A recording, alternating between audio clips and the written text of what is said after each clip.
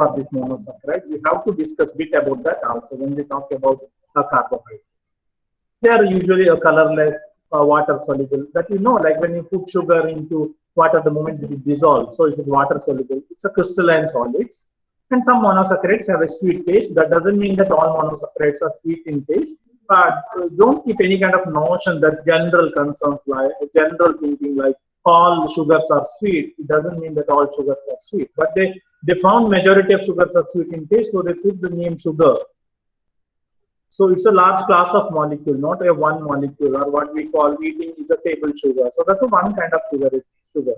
But that is not all sugar. There is a sugar which are not in sweet in taste, and they are not simple like glucose. There are many complicated sugars. Some are acting a very important role as a structural component. Some in immunological modulations. Some working in what you call along with the protein, along with lipids. So it has got a wide different role. So monosaccharide means it's the simplest form of sugar and it's the most basic unit of carbohydrate, and it is made up of only one sugar in it. That means there will be only one sugar. That's why it is called monosaccharide. The monosaccharide in that one, glucose play a major role in metabolism. So that is the place where energy is extracted through glycolysis and citric acid.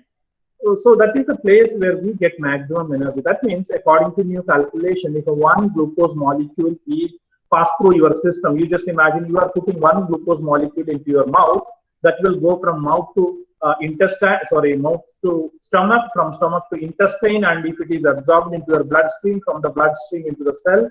In the cell, if you chop that molecule into the simplest possible way of energy extraction, maximum you will get 32 ATP molecules. That is a maximum 32 ATP, adenosine triphosphate molecule. That is like 1 rupee, 2 rupee in our currency. So that ATP is the cellular currency. ATP is the cellular energy molecules. To buy something we use, the money, right? So same thing like that. In cells, it is ATP.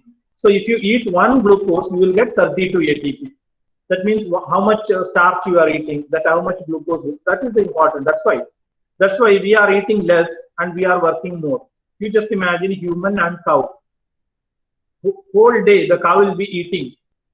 You have to think why the cow is eating that much of grass. Why can't cow produce enough energy? But at the same time, the same way to human beings you take, he or she doesn't eat that much. Only maybe 1 kg of rice if he eats, a whole day is sufficient. Because our system is too much evolved. But other ruminants, we call them, their systems are not so evolved. So they go for mainly fermentation mechanism. So their energy derivation is very less. In our case, oxygen we are using. So energy, what we are getting is very high. So we eat very less amount of food. So that through that we can survive. So monosaccharide means the simplest form of sugar, and it's the most basic units of carbohydrate. They are colorless, water soluble, and crystalline. That's the important thing. It is the important molecule. So example is glucose, fructose, galactose. Anything you can give. Glucose, fructose, galactose. Any example you can give for monosaccharide. So when we talk about monosaccharides, from here onwards in the monosaccharide category, we are going to discuss mainly about glucose and fructose. Glucose is the normal sugar, and fructose is a fruit-based sugar. Because if you break sucrose, you will get a fructose. So that's why the fructose is almost a fruit-based one, and glucose is a common sugar. Anything you break, finally most of the places you will get glucose. So in glucose and fructose are, if you remember the classification of monosaccharide, they are coming under hexose. Hexose means there will be a 6 carbon atom. So 6 carbon atom I have put, you can see here Fisher projections or straight line structure or anything you can call a line, linear structure or line structure, anything you can call. But the end is you should understand this is the structure of a glucose. That's all. So the thing is here there are 6 carbon. Carbon number 1 I mentioned here, then 2, 3, 4, 5, 6. So it is called as hexose. So carbon number 1 consists of, you can see oxygen, H and C. This is the C, okay, which you cannot see, but here's carbon is there. So it is CHO. CHO means aldehyde. So it is called aldose. So this is the structure of a glucose. So glucose is polyhydroxyaldehyde we call, no? Many hydroxy groups are there. OH, OH, OH, OH. That's why it is called as polyhydroxyaldehydes.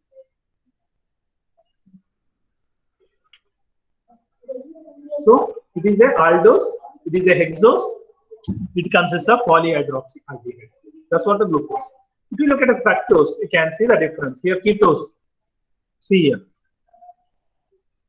But if you look at number of carbon, 1, 2, 3, 4, 5, 6, it's same. But only it is a ketose sugar. That's all. Only difference is that. Otherwise, both are same.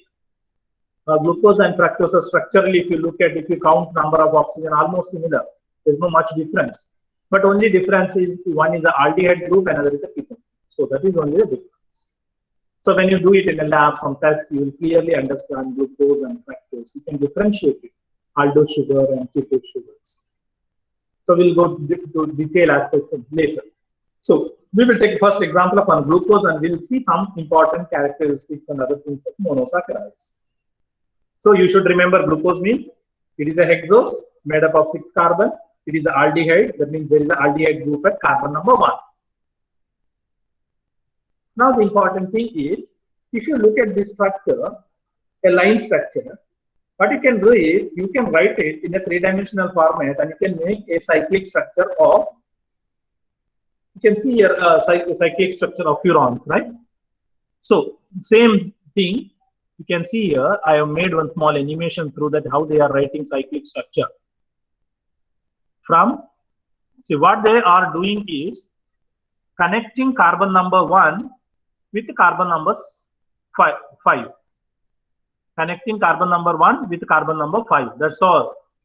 So that's the simplest way how you can interpret the cyclic structure. When you write cyclic structure, as per you have to rearrange the OH and H groups. So if it is in the board, it is easy to show how you can write it easily. But the important thing is if you connect carbon number 1 with carbon number 5, that is a cyclic structure. So that is a cyclic structure. Same alpha D glucose, I wrote it like this cyclic way. How to write it? Carbon number 1, I am connecting to carbon number 5. So that connection. That's all. That's all. It's a very simple structure. So when we talk about a line structure, a linear structure, or maybe the cyclic structure, it doesn't matter much, but we should understand that there are 6 carbons, and one terminal there is a carbon number 1, another terminal there is a carbon number 6. So you can start from any directions. So, but there is a standard way of writing the things. So carbon number 1 will have what we call aldehyde group. And it is important to remember carbon number position 1, 2, 3, 4, 5, 6. You should remember which is carbon number 1, 2, 3, 4, 5, 6, because many other conceptualized issues will come. Many other conceptualized phenomena will come. When you explain all those things, you need carbon positions. Now 1, 2, 3, 4, 5, 6. You just take what we call line structure, linear structure, connect 5 and 1. That's all. That's what we can call a cyclic structure. So here we are not worried too much about whether it is a line structure or cyclic structure, because that is not important for us. For us, the important thing is isomerism. I mean some properties of this sugar. So you can write it line structure or cyclic structure whenever you want. Any form you can write it. So if you write it cyclic or what we call line structure, it is same. End of the day, it is same if you write 6 carbon atom with aldehyde group. Otherwise, it is not. So same thing in fructose also. So you can write as a fructopyranose form, fructopyranose form also you can write it. Any forms you can write it in case of fructose. So the fructose, you can see the same thing, carbon number and carbon 5 is getting connected to those two. So if you write it in fructopyranose form, it is easy. Instead of writing pyranose form, if you write it in the pyranose form, it is easy. Because glucose also we written in pyranose form. So same thing you can write it in here also. Any form you can adopt. Any form you can, the pyranose form also you can write, the pyranose form also you can write. So the important thing, 6 carbon, you should remember. So if you write a structure, when I count number of OH group and number of carbon should match. And the orientation is very important, whether it is at the bottom right side or left side. That is also important. That you should remember. So all those things we will discuss when we write a proper structure of a glucose. All those things are there, detailed studies. You look at the animation again, how the structures are modified and writing it in the form of cycling.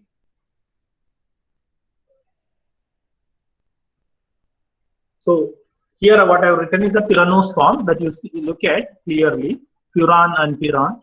So that's a chemistry. I'm not so good at chemistry, but at least I'm telling that this is what the structure of the glucose. So you just look at the glucose. Carbon number 1, there is a H and OH. Carbon number 2, there is a H and OH. Carbon number 3, there is a H and OH. Carbon number 4, there is a H and OH. All those things you should remember. But 5 and 6, you leave it. No need of remembering 5 and 6, because that is not so important to explain many concepts in the future. But 1, 2, 3, 4 are important. We need it.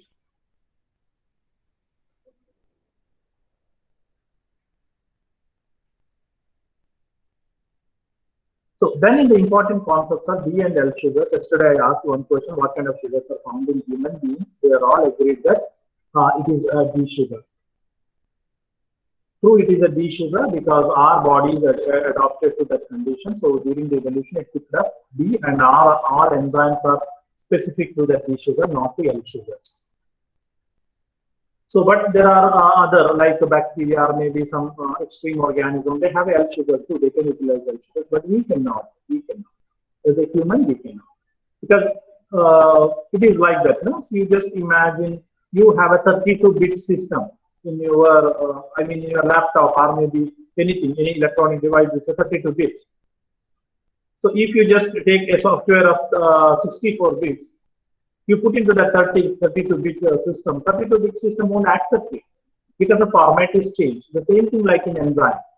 If you fix D sugar, it will work. If you put L sugar, it won't work because the orientation is different. You see the structure of H and OH in D and L glucose. How they formulated D and L is comparing with what we call D-glycerol. So D-glyceraldehyde or the glyceraldehyde is the basic molecule. What they've done is they took one reference sample. Anything you do, you need a reference, right?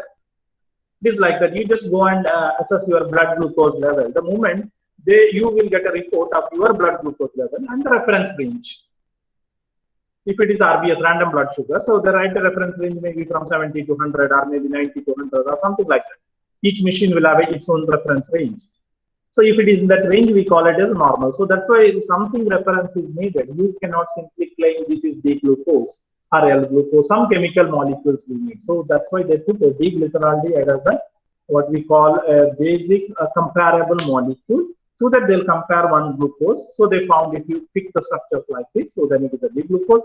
If you fix the L-glyceraldehyde and D-glucose, L-glyceraldehyde structure, H and OH change. You can see here, carbon number 1, carbon number 2, carbon number 3, carbon number 4, carbon number 5, carbon number 6. So what are there in right side will go to left side in L-glucose. Again, this is capital D and this is capital L. There is a small d and there is a small l. That will come, I'll come to that later. This is, you just remember as D and L. So here OH groups are mostly on the right side. Majority of the OH groups are on the right side. And if it is in L sugar, the majority of OH groups are on the left side. So except third carbon. Except third carbon. If you write it in the, what you call line structure, then it is easy to remember. Except third carbon, remaining all OH groups on the right side. So you remember like this easy way to remember. Third carbon, there will be a change. So L is easy. If you know D, then L is writing. So make it ulta, that's all. Make it ulta of D, then you will get L. How they have done that? Comparing with D-glycerol.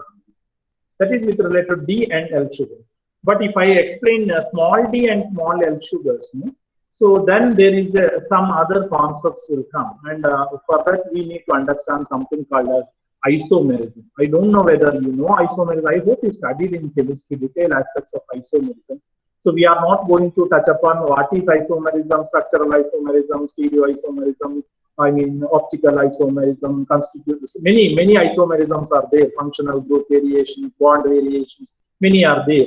So we are not going to study those isomerism in a very general way. What for our sugar, if I want to explain my glucose in this perspective, how I can take up this concept and fix it here. That's what we are going to discuss here.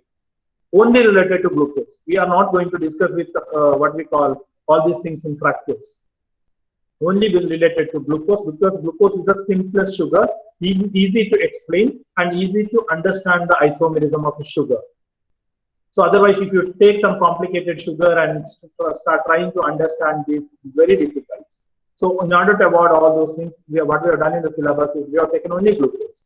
So through glucose, we are explaining. So D and L glucose, remember it, how to remember that? Third carbon, there will be a change in OH. OH is on left, OH is on right. OH is on left side, otherwise all other OH is on right side. I hope this is the easiest way people can remember things. Otherwise, if you mess up the things, then it is very difficult. So only you remember there will be a change of OH group in third carbon, that is on the left side. That much you remember. That is in D glucose. If you make it ulta, then it is L glucose. But if you want to explain little more, we have to study about lights. So as we all know that light, what we observe. So what is light? Again, a question. It is a form of energy, I feel. Light means a form of energy. So again, if you open the light and if you look at with the lens of physics, then it is a electromagnetic radiation or something like that they call, right? Electromagnetic radiation. So there will be when we talk about light in the physics, it is electromagnetic radiation. So electromagnetic radiation means there will be a magnetic field, there will be electric field. So that will be randomly oriented. That will be randomly rotating. So but if you pass this light, so that is called polychromatic light. All the light, if you look at a tube light in your home or maybe LED light in your home, that will have 7 colors. So that is oriented in all angles. But if you pass through a prism or polarize, so then you will get a plane polarized light. Plane polarized light means that light will have only one orientation. Not in all direction it is turning, only in the one orientation. You just imagine what you are doing is a polychromatic light, you are converting into a monochromatic or non-plane polarized light to a plane polarized light. Anything you can think. Initially, it was rotating in all the directions. That means electrical and magnetic field. But if you pass through a polarizing filters, you will get only one direction. So why this is important? This random orientation. Why don't we want? We don't want that because it is rotating in all directions. We cannot use it for study. If it is a plane polarized light, then we can use it for study. So sorry for that. So here you have to write a D small. Okay, you can write a D small or D. So routinely we write it, but I took this example from some internet. So there is a D. If you write it, D is a small and D is capital. I mean this one, but we mentioned them as dextro-rotatory and levo-rotatory. Dextro-rotatory means if you pass this plane polarizer light through this glucose, it will rotate light. I mean light to the right directions. If it is levo-rotatory, it will rotate the light to left directions. So for that, what you can do is you can mention with small d glucose, small l galactose. Anything I'm telling. Galactose we are taking the example. You will understand galactose better in the future. Or else what we can do is capital D you can write it, but in the bracket you can write plus. That indicates it is dextro-rotatory. Capital, if you write it minus, then it is levo-rotatory. Both the possibilities. Here I have taken only example of dextro-rotatory. If it is a levo-rotatory, then you can write D minus. The bracket you can write minus. Or else if you are writing, just you write a D plus, D small, L small. That is also possible. Many way of writing the things. That's why I'm telling, understand the basic concept is very important. You can write capital D with a plus or capital L with minus. So finally what it does, D plus indicates it is a D sugar and it is dextro-rotatory sugar. L minus means it's a L sugar with a levo-rotatory. So that's what. So rotation. So why I explained the dextro-rotation and levo-rotation at the beginning, because so from here the real isomerism starts. So I just wanted to know from you all what is isomerism. Can anyone unmute and tell me? I wanted to know from you what is isomerism. What is an isomerism? Can anyone unmute and tell me? What is an isomerism? Can anyone put it in the chat box also? What is an simple in one sentence? Don't make it very complicated. Make it very, very simple. Because see, if you know the things, if you make things simple, that means you understood the things. If you make things complicated, that means you are not understood. That means you are copying from someone else. So if anyone knows what is isomerism, according to you, just tell. Don't make it an internet copy of material or something. Someone else. Your interpretation of isomerism is what? The same chemical formula, but different. Good. Very good answer. That is we want. It has got the same formula. Arya, then Hanna, many are answered. Okay, it's nice. But I used to see that people are answering. So that is the thing. They have the same chemical formula, but different structural formula. So that's why that is the important concept of isomerism. So this isomerism you can see in the angle of the structure. So then we call it as a structural isomerism. So structural isomerism is important. Same time, the stereo isomerism is also important. So this dextrorotatory and levo-rotation will come in concern with what we call optical isomerism. How it interacts with the light. If it interacts with the light and turn to right, then we call dextrorotation. If it interacts with the light and turn to left, we call levo-rotations. So either you can mention with a small d or you can mention with capital D. So the same thing when we talk about this isomerism, here. So one more concept will come. That is, I told of optical isomerism. We are not too much worried about definitions of optical isomerism and all. We don't want that. We want to understand how to fix optical isomerism to my glucose molecule, and I want to see how my glucose molecule will react with the light. If it turns to right, we call dextrorotation. If it turns left, we call levo. Dextro means plus, levo means minus. That's all you remember. But isomerism, detailed studies you will study it. Anyhow, you have chemistry, you will study it there. Again, it will go to repetition if I repeat. So then, but I want this to, this is important. So I put little more stereoisomerism. So it's a form of isomerism, same molecular formula. There will be a change in the three-dimensional orientation. That means, see, you are same, but you are different. How I am telling is, you just stay here in Mangalore and you go to NASA space station. So your orientation is different. So that's what, just for example, I've taken. So you are in Mangalore, you are living like something. You go to space station in NASA. It is different. There it is vacuum, and your weightlessness you feel. Your different orientation is different. So something like that. If a molecule orient different positions in a three-dimensional space with the same molecular formula. Same molecular formula. If you take one knife and take that glucose, chop it into separate, and take all those. If you count it, it is same. Carbon, hydrogen, oxygen. If you count it, it's same. But their arrangement in three-dimensional space is different. That's what we call stereoisomerism. So because of that, the one concept will come. That is called enantiomers. So when we talk about enantiomers, it's are chiral molecules. Then the chiral molecule, what is chiral molecule? They are mirror images of each other. That means a non-superimposable mirror images of each other. So I'll show you the picture of superimposable and non-superimposable. So then the chiral concept will come. What is chiral? Chiral means that the carbon, central carbon, we should understand like this, I think. There will be a carbon in the center. You can see in this A and B picture. If it is attached with different functional group, 4 different, you can see chloride, CH3, CH2, CH3, and H. So it is a chiral. If you can see in the B, carbon is attached with 1, 2 different, but 3 and 4 are same, HH. So it is not a chiral. So that molecule cannot show some kind of a stereoisomeric property or enantiomeric property. A chiral. But chiral molecule can show. So chiral molecule means carbon attached with the different, the 4 different functional groups. The definitions era are gone. I hope, please don't by heart any definitions. If you by heart a definition, that is what we have done from past 50, 60 years. That's why we killed Indian science. Science in India is killed by our habit of by hearting things. So what we will do is we by heart the chiral. Chiral carbon means it is like the chiral carbon means there will be a carbon which are attached with the 4 functional group. But if you cannot imagine what is chiral, if I same time if I ask whether glucose is a chiral molecule or not, if you cannot answer that, then understanding of the chiral is a waste. So I feel we should understand chiral molecules in a very, very basic structure by looking at if I have a carbon at the center and there are 4 functional groups which are attached to it. So I can call that kind of molecule. Any molecule with that kind of nature I can call with confidence.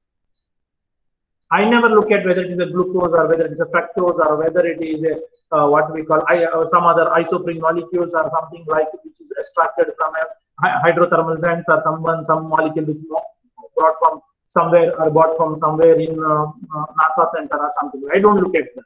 But I look at whether my carbon is attached to 4 different functional groups because I don't have a confusion in chiral. My understanding of a chiral is clear because if it is attached to 4 functional groups, surely I can call them as a chiral carbons. But the problem appears when we know we by hearted a thing like this. The central carbon which are the 4 functional groups. So if you don't have a 4 functional group or 4 different atoms also I could say, then the things will come. What is an atom? What is an atom? So that's the problem. Then what is a compound? So many things will come. Like that way you have to build up. So I never tell you to study about a compound, but if you know what is atom, that is enough. What is an atom? So what is the appearance of atom? Or else whether hydrogen, if I write H, whether it's an atom or molecule or a compound. So there should not be a confusion. If I write H, I just want to know from you. If I write a H, whether it is an atom or whether it is a hydrogen, if I write just H, whether it is an atom or it is a compounds having same formula but a different structure. Many of your answers good. But I just wanted to know from here. So it is an atom. Everyone is writing atom. But I am writing one more thing here, H2. This one is whether atom or molecule. H2. H2 is a molecule, Gautam. Good. Yes, H2 is a molecule. So that kind of clarity we need on the subject. Then that's the way you have to build up. So then what you can do is, see, once you know that carbon is attached to 4 functional group or 4 atom, that's what we call the chiral. If you know that much, then without any queries, you can, without any doubt, without any pre-assumptions, you can answer. When confusion comes when you by heart the things. If you lose the first sentence, then you cannot pronounce it. But if you understand, you can write it anything. No need of understand. My understanding of chiral carbon, what are chiral carbon? Chiral carbon attached to the different functional group are different, 4 different atoms. That's my understanding. So this is the way I feel my students should, or else anyone who has come to with interest the field of science should understand. So then it is easy because so this kind of understandings from a basic will help you people to qualify some exams because there the questions will not be of a direct definitions. No one will ask direct definitions and all this. They will ask some very tricky, very simple but very tricky questions. So a bit of a logics are needed. So enantiomers, they are chiral molecule, but not mirror images. So we have to look at what is mirror image. Every day we look at mirror, but we should understand what is mirror image is. So that's why I took left and right hand. So mirror. But if you put them together, they are not superimposable. But that's why I put the 2 Flasks. Flask you take and take another flask, you put it, they are superimposed. If they are superimposed, means these molecules are not chiral. Flask is not a chiral, just example I'm giving. But hand is a chiral. So if you put it together, they won't sit like what we call a superimposition. If it's sitting one on the top of another, if it appears as a single object, then we can also superimpose. But in case of hand, I hope this part is very clear now. What is superimposable and non-superimposable. So superimposable cases, you cannot see the next object, what is sitting there. But in non-superimposable, you can see what object is there in the background. So that is a benefit of chiral molecules. So we can exploit this phenomenon for different work. I mean to understand a molecule in a better way. So Chiral part is clear, enantiomer part is clear, or stereoisomeric part is clear, I feel. So next, see, that's why we have to understand enantiomers. From enantiomers, we'll go to a molecular concept called as epimers. That's why I told this is a glucose. This is the glucose structure. Okay, first one is a glucose structure. You can write it as a D-glucose. You can write it as a L-glucose. Also, anything you can write it. It's up to you. But I have taken glucose, a general glucose. You write it like that. If you are writing in a proper term, you can write it as D-glucose. D-glucose is the absolute form of writing this. So D-glucose, if you look at this, I wrote the cyclic structure. In the earlier slide, I explained to you how to write the cyclic structure. What I'm doing is I am connecting carbon number 5 and 1. That's all. It's a simple word. In the pyranose form.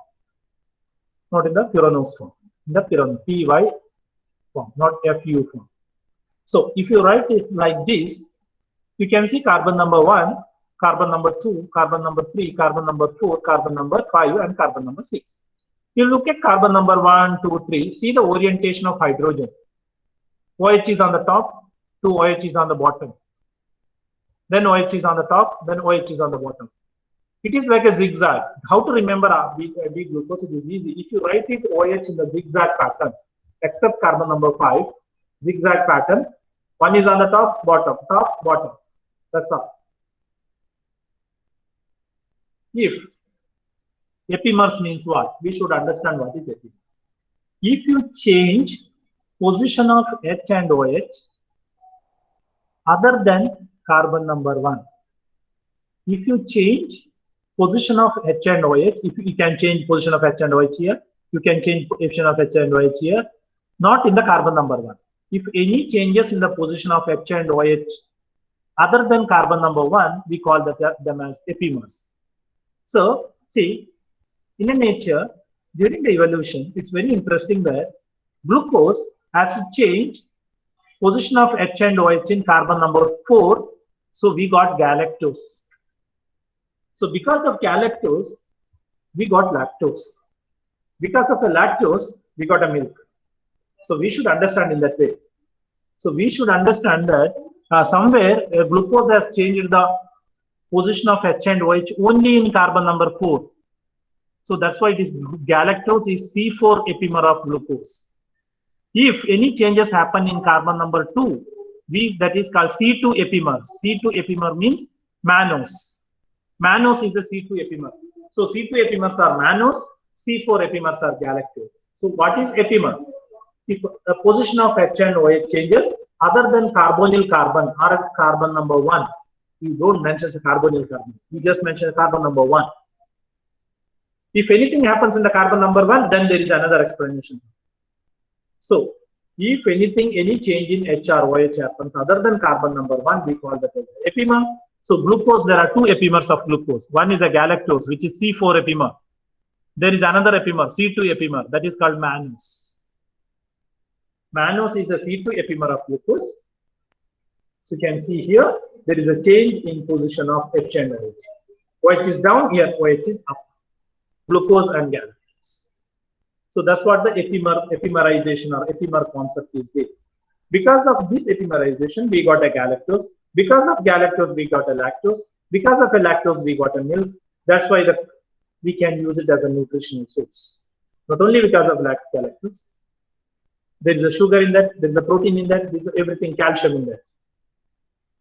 So that's the way if you understand. You just imagine a cow, then there is a milk, then there is a lactose, then there is a galactose. This galactose is changed from glucose because there is a position of. See, look at other structures. It is all same. Sometimes, so most of the time, if we ask write the galactose structure, students are in confusion. Sir, I know glucose, but I don't know how to write galactose. But if you are smart enough to remember that there is a change in H and OH only at carbon number 4, or else if you remember galactose is a C4 epimer of glucose, then it is very easy. That's why I'm telling you, you should be thorough with the glucose, structure of a glucose. Then you can write galactose. So that's why epimerization means, or epimer means a change in position of H or OH other than carbonyl carbon or first carbon. C4 epimer is galactose, C2 epimer is mannose. This is what epimer concept. Then the important concept will come. I told except carbon number 1. But there is another concept which only tells about carbon number 1. That's what we need. That is called anomers. If any changes happens at carbon number 1, if any changes happens at carbon number 1, we call them as anomers. So that's why it is carbon number 1 is called as anomeric carbon. So you can look at alpha glucose and beta D glucose, alpha D glucose and beta D glucose, or alpha glucose and beta glucose. So alpha glucose is the one where H and Y change will. So H is down. But beta glucose, you can see H is up at carbon number 1. I have mentioned here specifically at carbon number 1, not in any other carbon. Not in any other carbon. Everything is exact. But in carbon number 1, there is a change. Alpha D glucose, beta D glucose. If it is down, then it is alpha D glucose. If it is up, then it is beta D glucose. So if you just write glucose, you can write alpha structure or beta structure, no one cares. But if you write alpha D glucose, then you should be careful. When you write beta D glucose, you should be careful. Otherwise, if you just write a glucose, you can write alpha structure or beta structure. It doesn't matter. But when you write alpha glucose, first carbon, OH is down. If it is in cyclic structure, I am saying. If it is beta, it is up. So, position of H and OH will be same in carbon number 1 and 2 if you look at alpha D glucose. It is different. That means zigzag pattern you can observe in beta D glucose. Anomer means the position of H and OH change only at carbon number 1. We call that as anomers. So that carbon is called anomeric carbon. So most of the time, what we will do is we will get confused between anomer and epimers. Don't get confused between anomer and epimers. If anything happens at carbon number 1, then only it is called anomers. If it is happened at 2, 3, 4, then we call it epimers. So C2 epimers are mannose, C4 epimers are galactose. So anomer means change in position of H or OH at carbon number 1. So we call that as anomers. So examples are alpha D glucose and beta D glucose. Alpha D glucose and beta D glucose are the examples of anomers and epimers. Then we have another examples that is very important. You should remember. That is called diastereomers. So I told about stereoisomers, then I told about chiral carbon, then I told about enantiomers, then I told about epimers, then I told about anomers. Then one more important thing today we should cover, that is diastereomers. They are stereoisomers, but they are not mirror images of each other, and they are non-superimposable to one another. So diastereomers are stereoisomers, but they are not they are not mirror images, they are not non-superimposable. They are not mirror images and they are non-superimposable. So you look at the structure of triose and erythrose.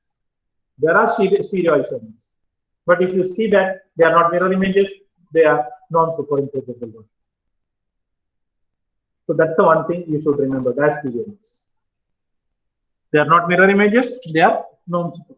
So non-superimposable, not mirror images of one another. That kind of definition you can frame it for as stereoisomers. So if they are mirror images and non-superimposable, we call them as enantiomers.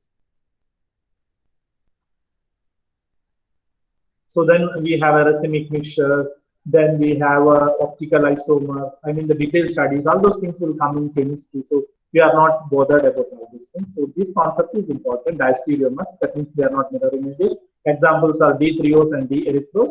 Then for us example, if anomers are important, carbon number 1 change in position of HNOH. Then for us epimers are important, glucose and galactose, glucose and mannose, carbon number 2 and carbon number 4.